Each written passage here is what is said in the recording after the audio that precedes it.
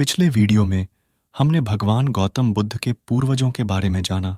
आज मैं आपको बताऊंगा कि उनका जन्म कैसे और किन परिस्थितियों में हुआ। शुद्धोधन को सिद्धार्थ गौतम नाम का पुत्र हुआ, जो कि आगे चल के भगवान गौतम बुद्ध बने। उनके जन्म की कहानी इस प्रकार है। शाक्य लोगों में हर साल आषाढ़ महीने में एक उत्सव मनाने की परंपरा थी, जिसे शाक्य समाज और राज परिवार भी पूरे धूमधाम से मनाया करते थे। यह उत्सव 7 दिनों तक मनाया जाता था। एक बार महामाया ने इस उत्सव को बड़े धूमधाम से फूलों की माला और सुगंधित वस्तुओं का उपयोग करके, लेकिन शराब जैसी उत्तेजक चीजों से परहेज करते हुए मनाने का निश्चय किया।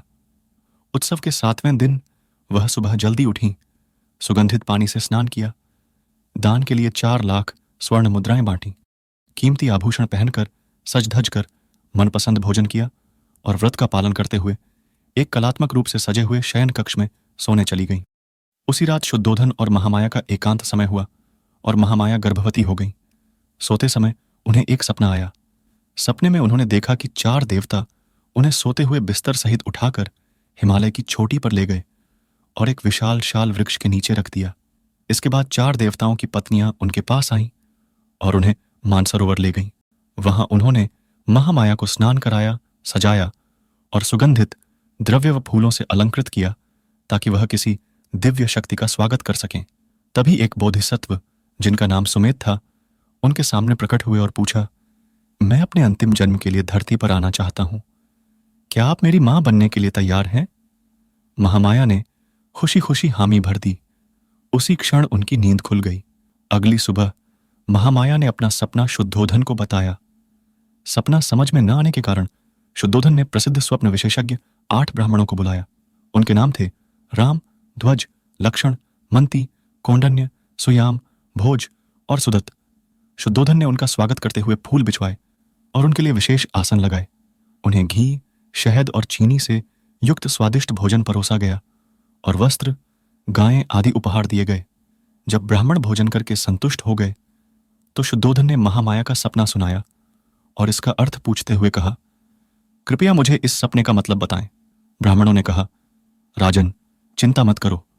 तुम्हें एक ऐसा पुत्र होगा जो यदि गृहस्थ रहेगा तो सार्वभौम सम्राट बनेगा, और यदि संन्यास लेगा तो वह विश्व का अज्ञान दूर करने वाला बुद्ध बनेगा। 10 महीने तक महामाया ने बोधिसत्व को अपने गर्भ में धारण किया।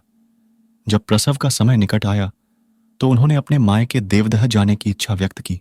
शुद्धोधन ने उनकी इच्छा पूरी करते हुए उन्हें सोने की पालकी में बिठाकर मायके भेजा।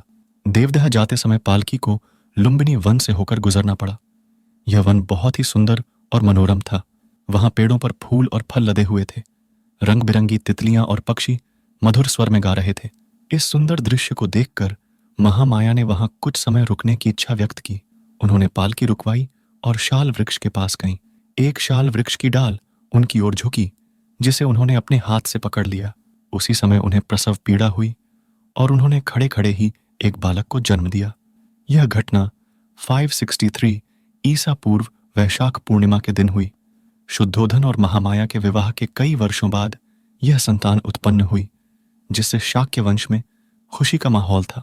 उस समय शुद्धोधन कपिलवस्तु के राजा थे। नवजात बालक को युवराज का दर्जा दिया गया। वीडियो पसंद आया हो तो लाइक, शेयर और सब्सक्राइब जरूर करें। अगले वीडियो में फिर मिलते हैं एक अनसुनी कहानी के साथ। धन्यवाद।